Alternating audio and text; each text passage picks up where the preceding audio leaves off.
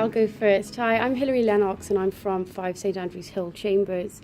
And I thank the National Pupillage Fair for inviting me back to speak at this event again. The three of us are going to speak to you about family law, life as a barrister, and what essentially it entails in our practices. For me, my practice is generally international family law, but your practices are always evolving.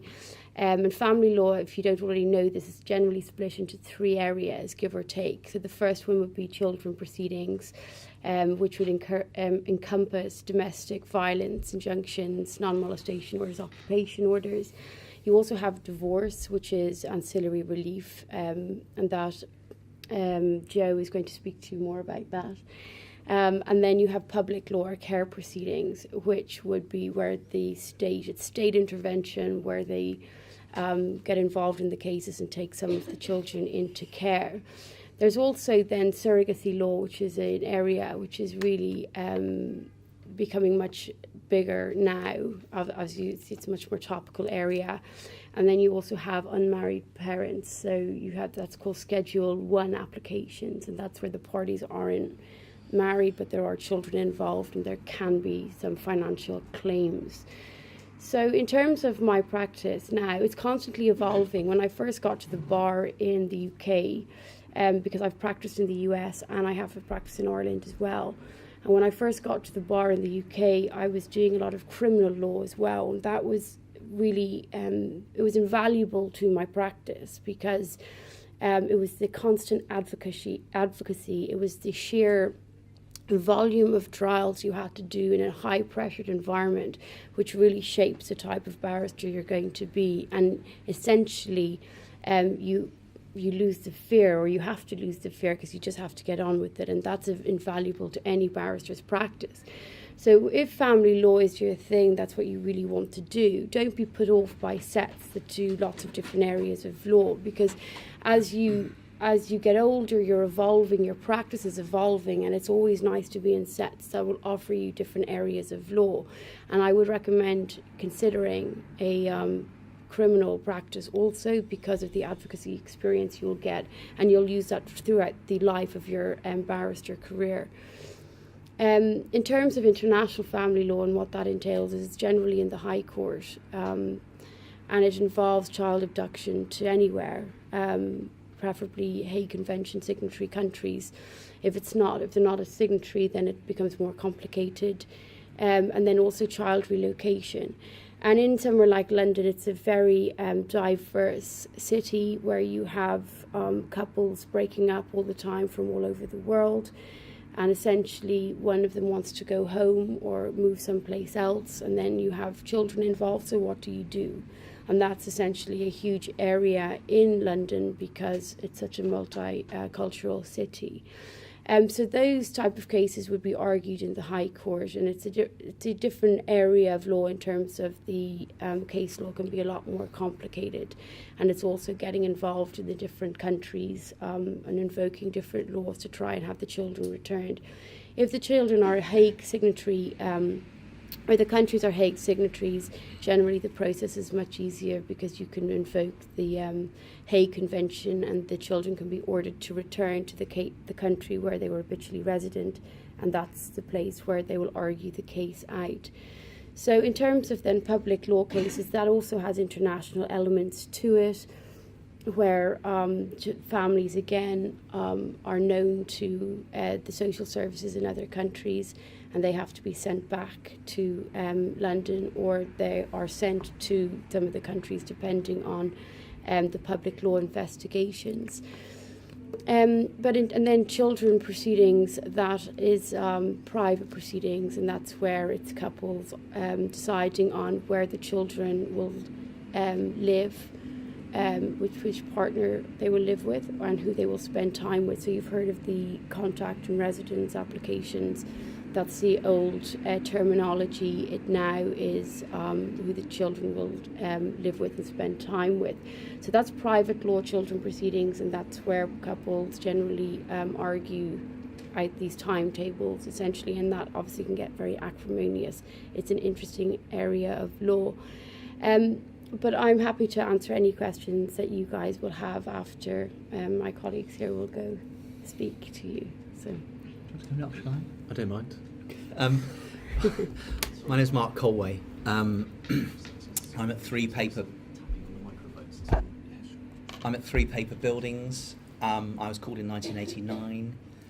I specialise in public law, children care matters, which just been very helpfully summarised in the list of the type of areas which we all work in at the family bar, but that's where I specialise. I also sit as a recorder on the Western Circuit, where I have tickets for both public law children and private law children cases.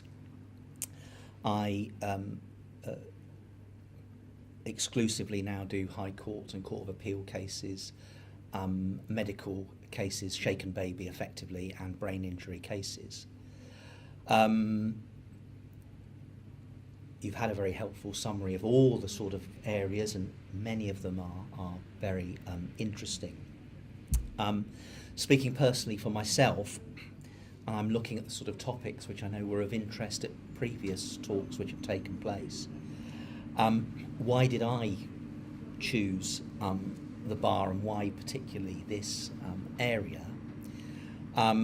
It certainly wasn't something any of my family members had been involved in previously. There was no history of that in my family, but it's the usual, relatively common view. I suppose the attractive barrister stands up against the overweening state or in front of the jury and persuades people by advocacy to save their client from a terrible fate.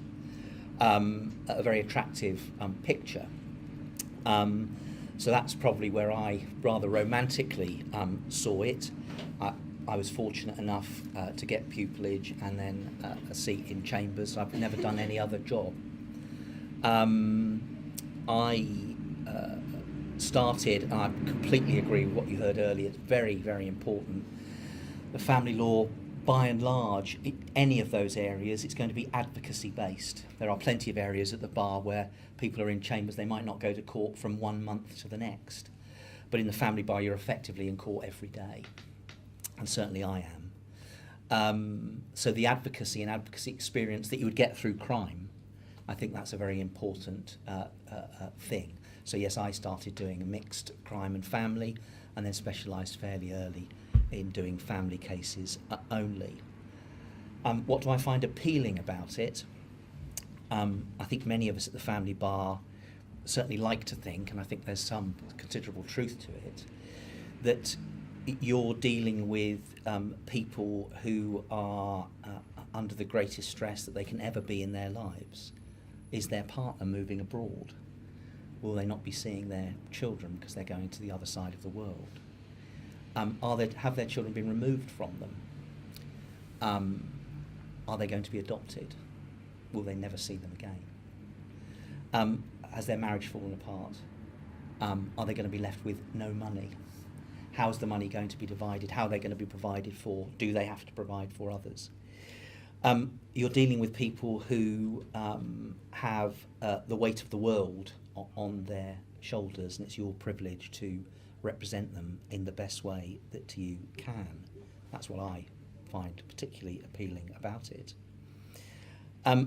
What are the lifestyle implications? The lifestyle implications are that you don't have much time for a lifestyle, because certainly I think it applies to many different areas of the bar. This is not special pleading for family law barristers, but certainly those of us who do the publicly funded work, care work in particular, you only need to look at the papers, the number of cases, the percentage increase over the last few years in local authorities taking children into care. That of course has a knock-on effect.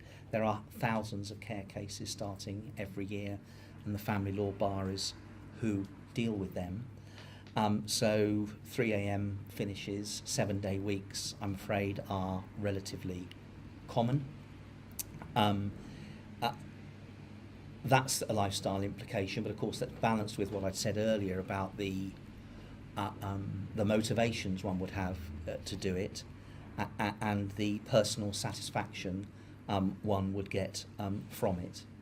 I would say another lifestyle implication, which I think is important, is you soon come to realise you're surrounded by committed colleagues at the family bar and at other parts of the bar within chambers. They might be in different practice groups who are always willing to help you, although they might be your opponent one day. They are always your colleagues, and certainly that's a great benefit of being at the bar, and is something which is special because of the way we work, which is different from almost any other job.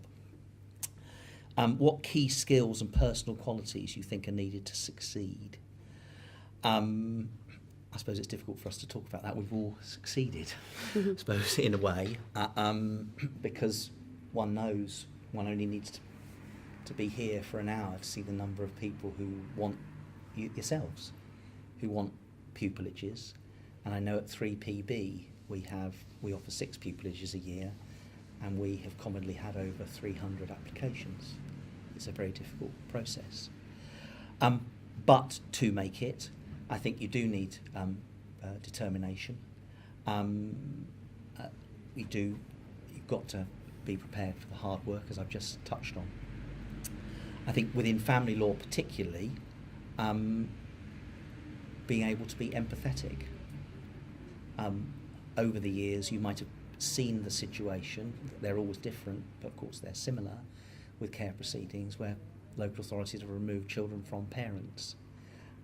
You've seen it a million times, but it's not happened to you. And you need to put yourself in the position of the parent. I exclusively represent parents or children, the parent or the child concerned. That's not always an easy thing to do, but it's certainly, I think, a quality you need. And if you didn't have, I think it would be difficult to be successful. Certainly in family law, I think the last thing I'd say is patience. People are under the stress that I've, again, already alluded to, want to tell you everything about it. And there are times when you need to listen to that, to the stuff that's relevant, and also to the stuff that isn't relevant. I'll hand you over. Thank you. I'm Joe Switalski. I'm a barrister at 29 Bedford Road Chambers. I was called to the bar in 2014. In practice for 3 years, so much more junior than my colleagues here. My work is mostly financial remedies, so sorting out people's money after they've got divorced. I do some children law, but it's a smaller part of my practice. Why did I go to the bar?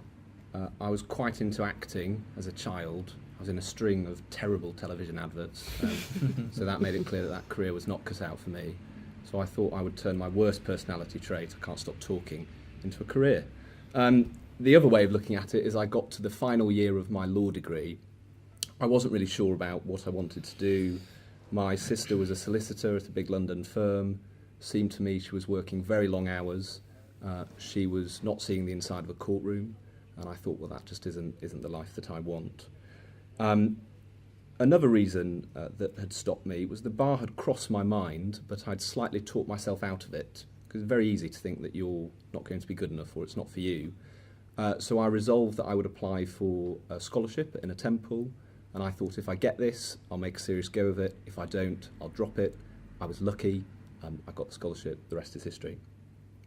Why does the bar suit me? Well, I'd say this. It suits me. I don't think it would suit everyone, and I would encourage you to think carefully before going into it as a career. And I say that for a number of reasons. One is I like managing my own time.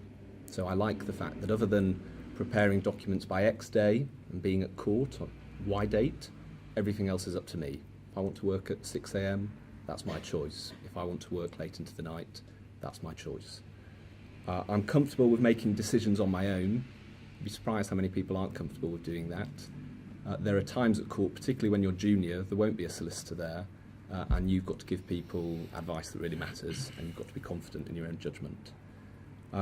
A candidate for pupillage recently that we interviewed, I was absolutely astonished. Their application form said, I would relish having unpredictable working hours and unpredictable rates of income. I thought you have to be a psychopath if you'd relish that. But those are the kind of things that you have to deal with. In terms of practice area, why family? I have great respect for the likes of Mark and the work they do, because it's probably harder than what I do, and I suspect it's more emotionally difficult. A lot of applicants in family law, I think, operate under the misapprehension that you need to be the love child of Florence Nightingale and Mary Poppins. You don't. Empathy is obviously critical, but it's not the sole reason that you should be getting into it. There are lots of reasons why you might get into it. For me, I wanted something that was client-facing, didn't want to act for big corporations. I wanted something that involved, as Mark said, going to court frequently. I didn't want to be, say, a tax barrister who is doing lots of work at his desk on papers. So that broke down the kind of areas I'd be looking at, things like criminal law, employment law, media law, IP. I started applying for mini pupilages. I got on a bit of a roll with family mini pupilages. I enjoyed it, simple as that. Whilst altruism is a great trait, it's not the reason that I got into the work, and I wouldn't pretend that it was. In terms of types of cases that we do, I thought the best way to demonstrate this might be to just tell you about my week. You can decide whether or not you would like that week or not. Monday, I was in Guildford for a straightforward financial application about what's an equal division of finances. I had a prep day on Tuesday, which I was very grateful for. Wednesday, I was in Maidstone. The parties had no assets. The wife lived in the husband's mother's property. The only asset was the husband's shareholding in his mother's company. The debate was whether or not we join them into the proceedings. So company law there, not that much family law, company law. Thursday, I was in central London deciding whether a very high-earning husband should be maintaining his wife in circumstances where she's the beneficiary of a discretionary trust. Again, suddenly doing some trust law. Friday, I was in Kingston sorting out financial affairs 12 years after parties had separated, which makes it quite difficult to work out what the appropriate outcome is. So that's a mixed week and a challenging week, an enjoyable one. But what I would say particularly about family finance is you kind of have to be a jack of all trades. You don't have to be an expert on trusts and companies and things like that, but you have to be able to go into those areas of law and then put them in a family context, because a family judge is operating on fairness. They want to see the right outcome. But a famous judge, Lord Sumption, said, family court is not an island, it's not some separate division, same principles of law apply. In terms of children work, I do mostly private law children work, which ranges hugely. At the simplest end, regrettably, it can be what time should someone be picked up on Saturday. It's quite sad that cases get that, they do. At the more complicated end, you might have a relocation issue. Should a parent be allowed to go abroad or indeed in the UK and move a child away from the other parent? What is appealing about it?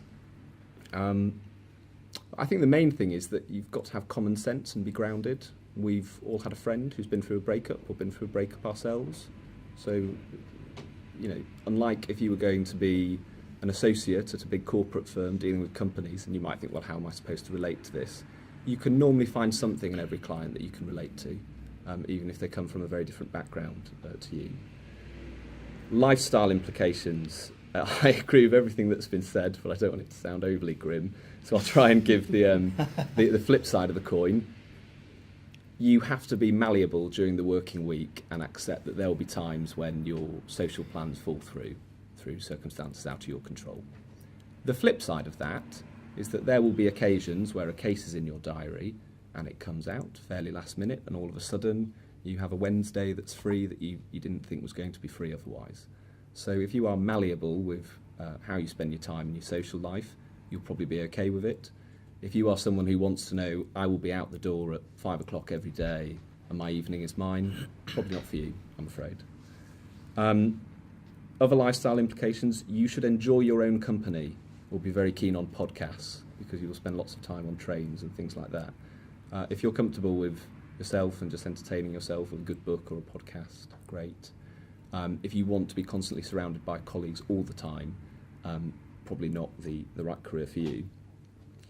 Lifestyle implications, I thought I'd tell you about my worst week at the bar. The only time where I've ever thought, what am I doing? Why did I make this decision?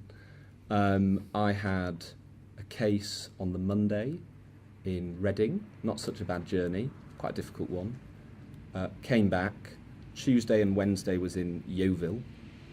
Don't know if any of you are from that area of the country, but it takes a long time to get to. 6 a.m. in Waterloo Station, train strike, all trains cancelled. Call my senior clerk, what do I do? Have you got a driver's licence? Yeah, I do. Go and rent a car. Drove from central London to Yeovil, wandered into court at 10 a.m, did the case, drove back the following evening, papers there for a case the following morning in Birmingham, had to prep them that night, left chambers at 11 p.m. You have to be able to have weeks like that and think, I still love this job, I still want to be able to do it and carry on. By contrast, again, so it's not too grim, my best week at the bar, being led in the Court of Appeal, seeing absolute heavyweights, masterful in their craft, see judges who, it's incomprehensible how bright they are and how quick they are. You're sat in the back row watching, absolute privilege. So there is that kind of contrast. Finally, just some skills and personal qualities. I agree with everything that's been said. I think the most important skill or personal quality is judgment. I think if you've got good judgment, you won't go far wrong. You may not be the best advocate in the world, you may not be the most numerate person in the world, but if you have good judgment, I think that's the core skill. Aside from that, I totally agree that for family work, empathy and soft skills, which are quite easy to sort of shrug off as not being important, they are helpful. You have to be able to talk to people, you have to be able to get on with them, and it's quite right to say that the common theme, whether it's children, money, or whatever it may be, is they are in emotional turmoil. You don't meet a client who's happy and life is all fine. It's not. That's the whole point. That's why they're seeing you. And then the final one I would say is fortitude. So, if you have a difficult day, you don't pick your cases. There will be times where you are on the wrong side of the argument, and the moment you read the brief, you know you're on the wrong side of the argument, and you know you're in for a difficult day. When you lose, which presuming the judge gets it right, you will, you have to be able to dust yourself down, go again the next day, fresh start, fresh case, I'll do the best I can with it and I'll carry on. Finally, a small plug for my chambers. Sometimes we are looked at as just a family finance set. We are quite keen to be full service, so family finance and children. If you were thinking, well, I don't know if I want to do family money, but I might want to do children, I wouldn't let that put you off because we have some absolutely first-rate children practitioners. Questions, I suppose? Yeah, cool. Yeah, if any of you have any questions. Stick your hands up. Hi, my name is Afan Shahjahan. I'm looking Hello. for work experience at the moment in family law. I'm in second year. What would you advise for your tutors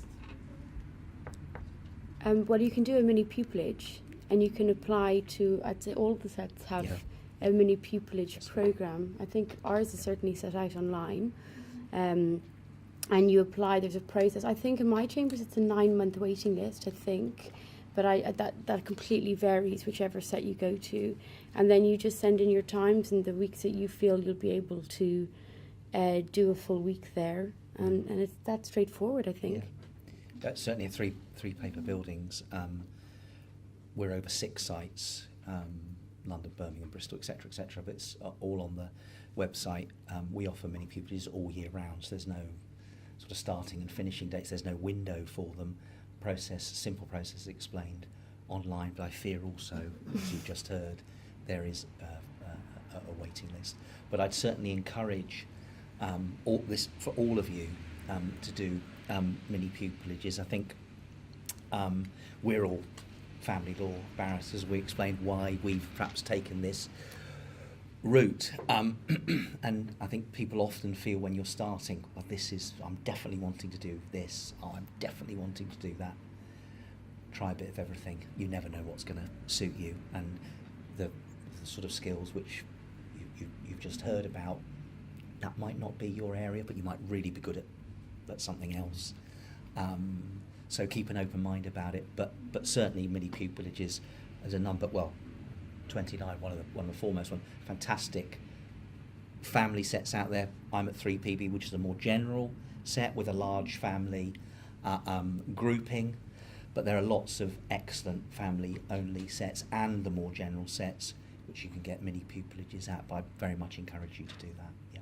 Only other thing I'd say, I can't speak for all the chambers here. The perception that the bar is who you know, it's who your mum or dad is, all that kind of stuff. Our mini pupillages, and I think increasingly this is happening because I used to mark ours, are blind marked. Yeah. So we get your application. Same. I don't know your name. I don't know what school you went to. I don't know if you're a man or a woman. I don't know anything like that. I know your academic grades and your answers to the key competencies. That's it. It's the same. Yeah. Anybody else?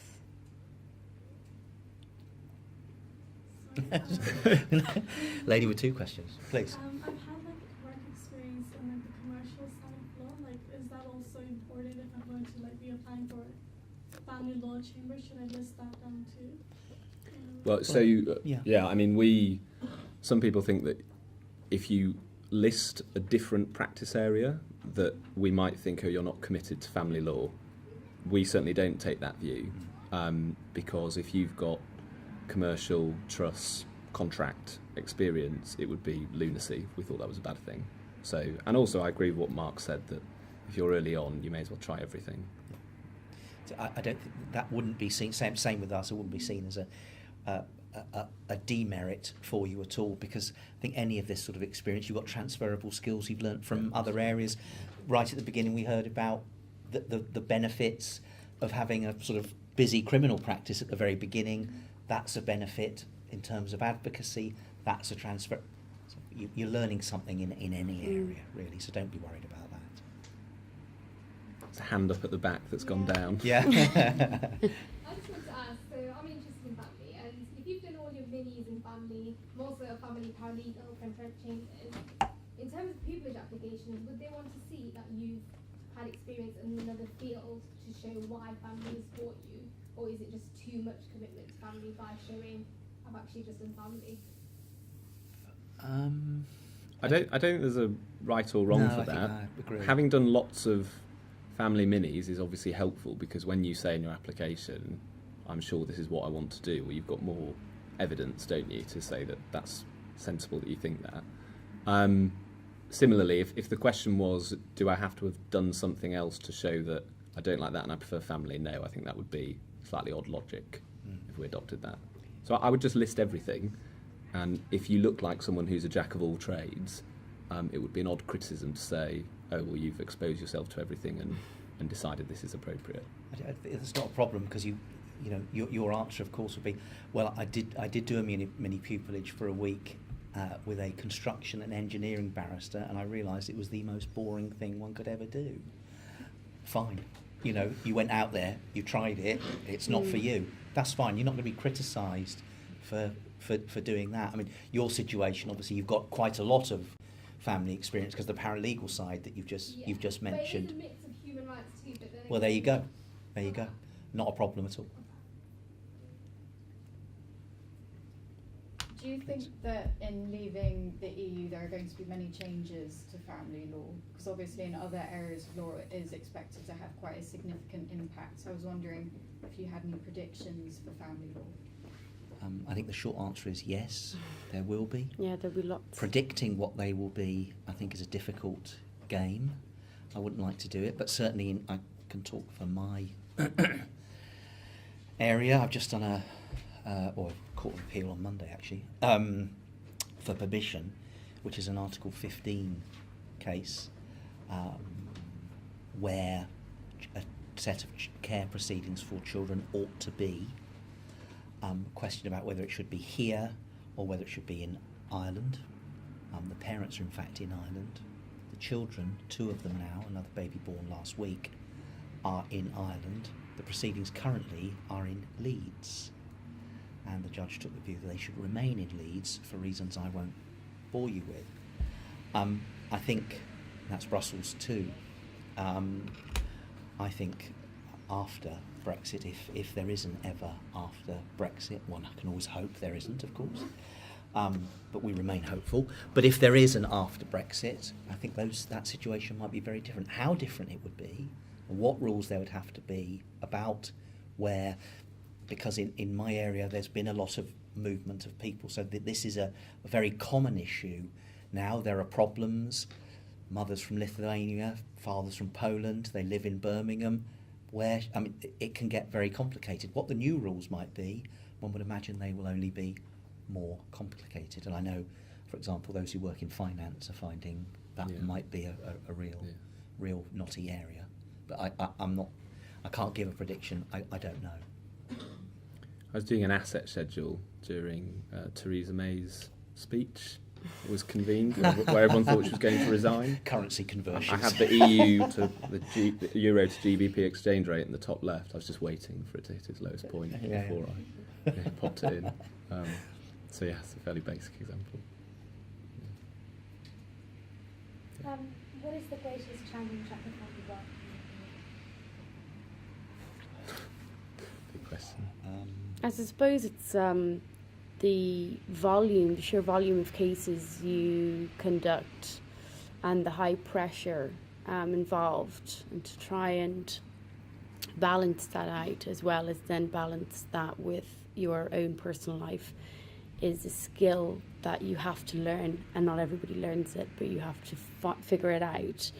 That, I would imagine, is, well, one of mine. Yeah, I think being able to turn off. I think what Joseph was saying was very helpful about lifestyle. I completely agreed with what he said. You do get those days where you thought you were going to be in court on Wednesday and something's got... You need to make sure, I suppose, well-being are coming into more focus now than perhaps it ever was, and it always perhaps should have been. But you need to take some time for yourself, because when you've seen... you've spent the previous week looking at AB interviews of children who've been subject to various bad behaviour by parents or others, then you need to forget that. And that can be, some people find that very difficult to do. And whatever it might be, so you've had a difficult case, putting that out your mind, the dusting down and going again, which you've just heard about, is absolutely crucial. And that dusting down might be, you've got another case, it's a winner and you're off to something else. But it might also importantly be the day off when you can just say, I've got to put that in that box, because you can't live in that box of your career, whatever it is. You can't live that every day.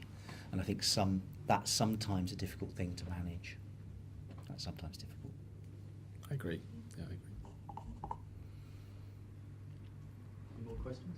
Yeah. That's one hand here. Would you say applicants with pupillage tend to know whether they're more interested in the financial side or the children's side, or do people kind of hedge their bets and say they're interested in both? Sort of depends what stage you're at, because obviously one of the difficulties about assessing pupillage applications is that you will get candidates who are, like myself, who are very early on, haven't had another job, maybe haven't even done family as a module at university, and then you will get some who are increasingly actually, I've done several paralegal jobs in family, so I know. So I think it really depends on what your experience is as a candidate. The main thing is interest. I think what's easy to spot in a pupillage interview is someone who has chucked in an application without really thinking about it, and then finds it difficult to justify why they're interested in that practice area. And the reason that is such a red flag for chambers is that, we are very conscious of the calibre of candidates. What we don't want is our first choice candidate, who's intellectually very able or whatever it may be, turns out actually to have little interest in family, and it's a backup, and they've got something else in the pipeline, because we want to get our first choice candidates. So as long as it's justified, if you said I'm not sure, as long as you could justify it and you're clearly interested in both areas, that would be fine. Completely agree.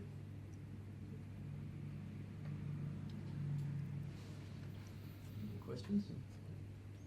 I'd quite like to ask one of you, because I think it might be useful for these guys, but you mentioned empathy as one of the kind of major skills of the family bar. I'd be curious what you would look for in a pupillage candidate that suggested to you that they were likely to have that ability, that quality. I think that's possibly something which is difficult to show perhaps on paper. You can say I really sympathise with somebody, and it's maybe difficult, but I think if you've I'm very conscious of speaking to many people during the course of this morning at our stall there, that having experience of having volunteered, so I'm a very big advocate of FRU, for example, free representation units, and plenty of other pro bono and advocacy groups. And this is transferable skill. It's not legal advocacy necessarily, but it's advocacy for other charitable groups who you've been involved, maybe volunteering in things like that. I think that can be something which maybe shows that you've been wanting to assist, and you've practically assisted people in that way. I mean, there must be millions of ways you could show that I'm not able to think about now. But just off the top of my head, I think those sort of areas where you could show, well, I have had to deal with somebody face to face, through, for example, because there was a benefits issue, housing benefit or employment benefit, often the sort of cases one gets it through, or employment tribunal type cases, people are in very difficult situations in those areas as well. I was able to deal with somebody, you might say, I don't know, but you'll often find people, as you've heard from us, but in plenty of other areas, I've lost my benefit, they might well be in tears to you. How are you going to deal with that? You're not guaranteed to have won the case, you might have lost it. And somebody can say, what do I do now? You have to listen, you have to give the practical advice, you have to be empathetic in that way. So I think you can show it by way of your volunteering. Yeah. Can I just ask, have any of the cases ever made you cry? Yes. I mean, I don't do care, so perhaps that's why. Don't know if they've made me cry. I mean, I've gone home before and thought this is just totally depressing, the situation these people find themselves in, and that's why I think it's the switching off point. You're at work, you know, you've got to be able to think, this is my job, this is not my life, and put it down afterwards. But I mean, there was that interview, wasn't there, with His Honour Judge Wild Blood, who was sort of saying, well, you'd be mad if you didn't cry after some of the cases, because you know, His Honour Judge Wildblood QC. I think it was done in a BBC Panorama or something. Points West, maybe. He sits at Bristol. Yeah. Which is, I sit on the Western Circuit, so I sit there as well. He's QC. In fact, he's an author of one of the big financial he is. books, isn't he? I think he did ancillary for ancillary as it was, financial remedies as it is now, at the bar. But he sits as a judge doing a lot of this work, a lot of care work. It's worth, if you Google it, you'll find it, an interview with him. And he says, you know, this is what judges have to do. Have to look somebody in the face and say, your children are being adopted, and I'm afraid I've had to decide that on their basis. I'm very sorry. And I think he says in that interview that he goes back to his chambers, and it does make him cry. I can say that, you know, there are cases that have made me cry, but they're cases you just never forget.